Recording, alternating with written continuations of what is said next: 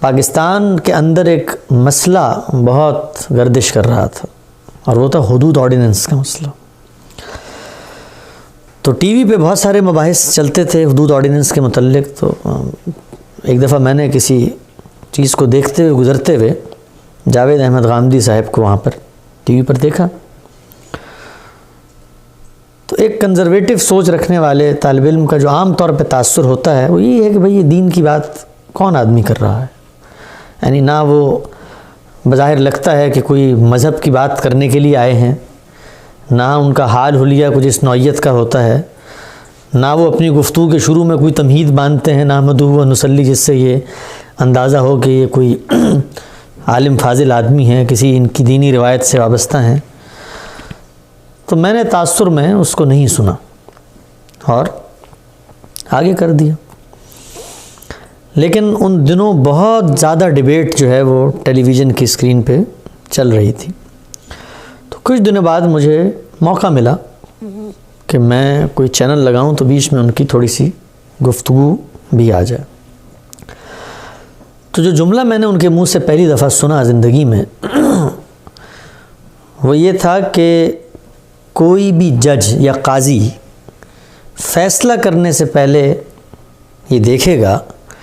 کہ جرم کی نوعیت کیا ہے اور مجرم کے حالات کیا ہیں۔ اس بات کو انہوں نے اپنی کتاب میں اور اپنے متعدد لیکچرز میں بیان بھی کیا ہے۔ تو یہ پہلا جملہ ہے جو میں نے ان کی زبان سے سنا، اور یہ چونکہ حدود آرڈیننس کے پس منظر میں تھا کہ حدود کی جو سزائیں ہیں وہ یوں معاملہ نہیں ہے کہ وہ سزا اگر کسی سے ہو گئی ہے تو اس پر لازمی حد ہی نافذ ہوگی، دیکھا جائے گا کہ وہ مسلمان ہے، کیا اس نے اللہ سے عہد کر کے توڑا ہے، اس کے جرم کی نوعیت کیا ہے۔ لیکن میں آپ سے عرض کرنا چاہتا ہوں کہ جس وقت آپ کسی چیز کو تعصب کی نگاہ سے دیکھتے ہیں تو آپ کیسے پرسیو کرتے ہیں حقائق کو۔ میں نے جب وہ جملہ سنا تو میرے تن بدن میں آگ دوڑ گئی۔ میں نے کہا یہ صاحب تو بہت گمراہی کی بات کر رہے ہیں۔ اور مجھے یاد ہے اگلے دن ڈسکشن بھی ہوئی اپنے دوستوں سے، اور میں نے کہیں شاید لکھا بھی کہ آج کل ایک صاحب منظر عام پر آئے ہوئے ہیں اور وہ دین کے اوپر داد تحقیق وصول کر رہے ہیں، اور ان کا کہنا یہ ہے، آپ دیکھیے گا کہ ان کا کہنا کیا ہے اور میں کیسے بیان کر رہا ہوں کہ ان کا کہنا کیا ہے۔ تو میں نے کہا کہ ان کا کہنا یہ ہے کہ جب کوئی آدمی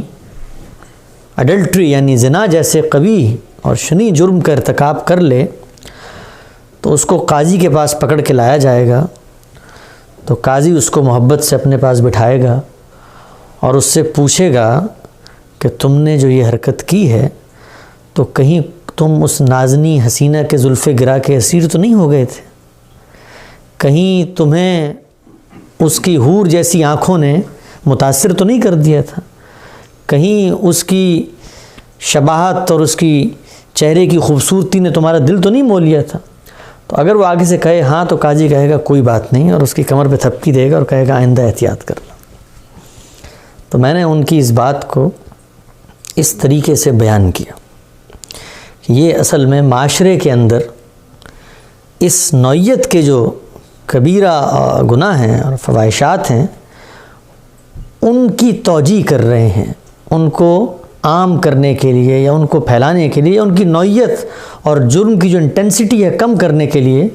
یہ گنجائش پیدا کر رہے ہیں کہ قاضی جو ہے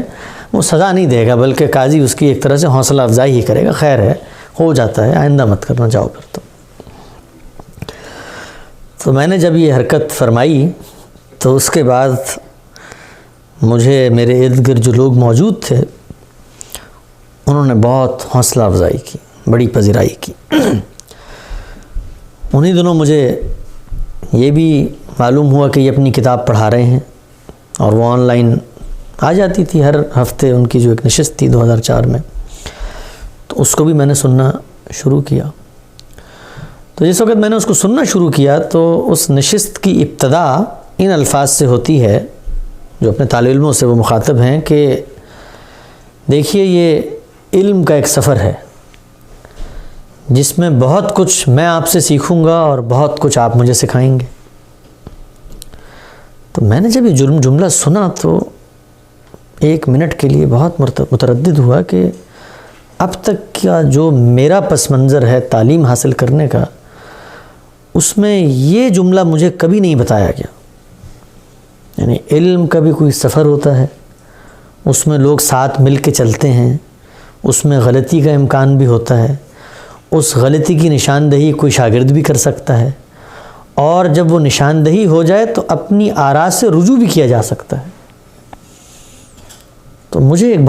ایک جس کو آپ کہتے ہیں اجنبی خیال لگا یہ. تو خیر میں نے اس کو سننا اور پڑھنا شروع کیا. جب میں نے اس کو سنا پڑھا، کچھ ابتدائی سوالات پیدا ہوئے، تو میں اپنے جو جلیل القدر علماء جن کی میں آج بھی بہت عزت کرتا ہوں ان کے سامنے پیش ہوا، اور میں نے کہا کہ ان کی کچھ سوالات ہیں جو میرے سامنے آئے ہیں، اور مجھے ان کا جواب جو ہماری فکر ہے اس میں مل نہیں رہا، تو آپ اس میں میری کچھ رہنمائی کریں.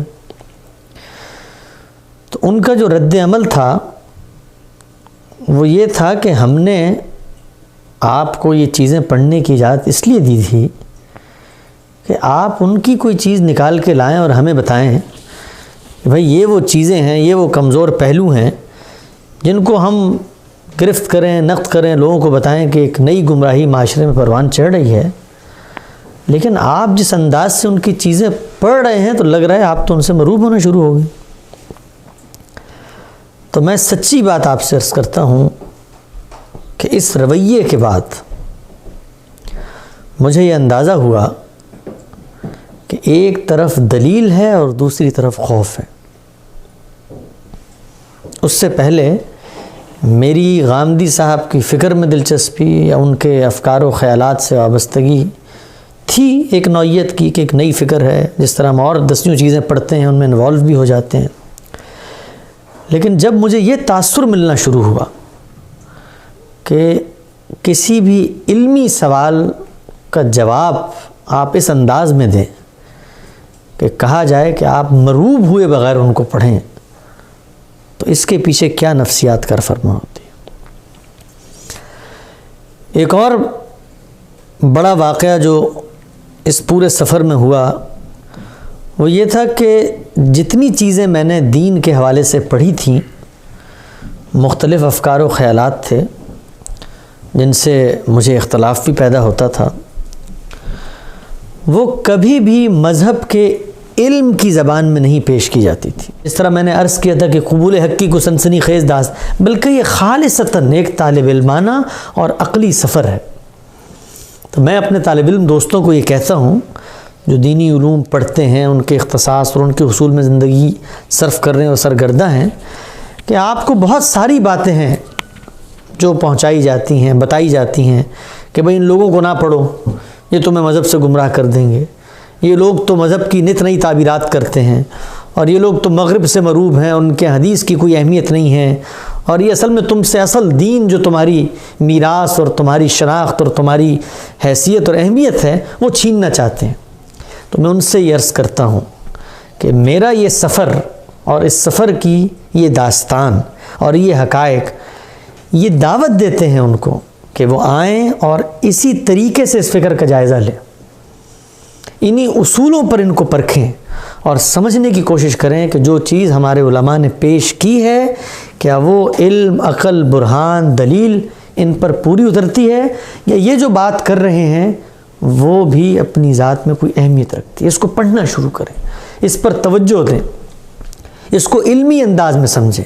تنقید کی نگاہ سے پڑھیں لیکن براہ راست مواخذ سے پڑھیں، اس زاویہ نظر سے پڑھیں کہ یہ لوگ کہتے کیا ہیں، ایکسپلور کریں اس کو. اور میں یہ آپ سے کہتا ہوں کہ جس وقت آپ اس سفر میں آئیں گے تو کسی کو کچھ کہنے کی گنجائش باقی نہیں رہے گی، وہ دلیل ہے جو اپنا فیصلہ سنا دے گی. یہ کوئی مکتب فکر نہیں ہے اس طرح کا کہ جس میں لوگوں کو شامل کر کے ہمیں خوشی ہو کہ ہمارا مسلک بڑا ہو گیا ہے، ہمارا فرقہ بہت پروان چڑھ رہا ہے، بڑے بڑے اساتیر علم ہمارے اس دینی دعوت میں شریک ہو گئے ہیں اور ہمیں پبلک میں بڑی پذیرائی مل رہی ہے. یہ کچھ بھی نہیں ہے، یہ علم کی ایک اپروچ ہے، علم کا ایک سفر ہے جس کو اگر آپ اپناتے ہیں تو آپ اصل میں کچھ نہیں کر رہے ہیں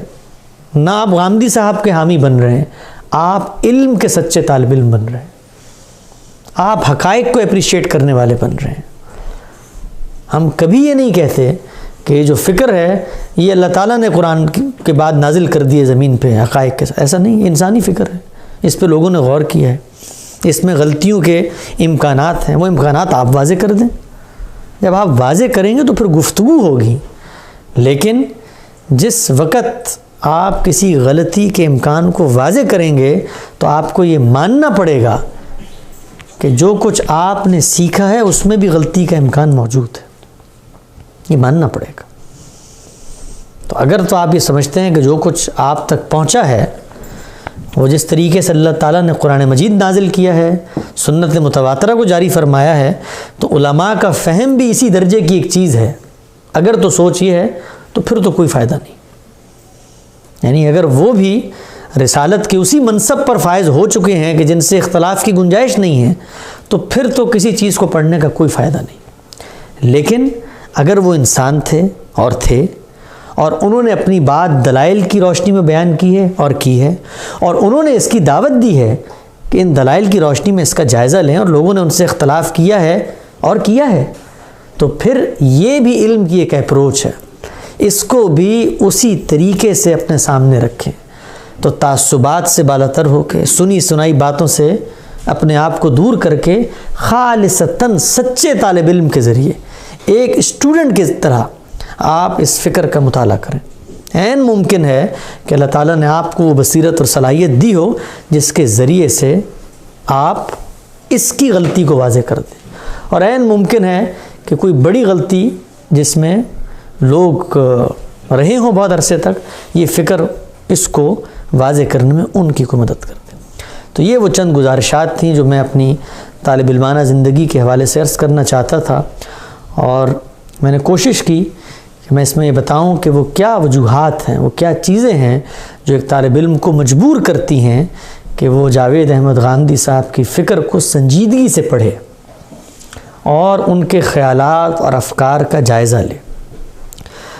میری درخواست ہوگی آپ سب سے، آپ کو بھی زندگی میں موقع ملے تو اسی اپروچ کو اپنائیے کہ ایک طالب علم کی طرح اس فکر کو سمجھیں، اور اس میں کوئی غلطی کا امکان ہوتا ہے تو اس میں کسی اور کی بات مضبوط لگتی ہے، معقول لگتی ہے، اس کو اپنا لیں۔ وما علینا الا البلاغ۔ جزاکم اللہ۔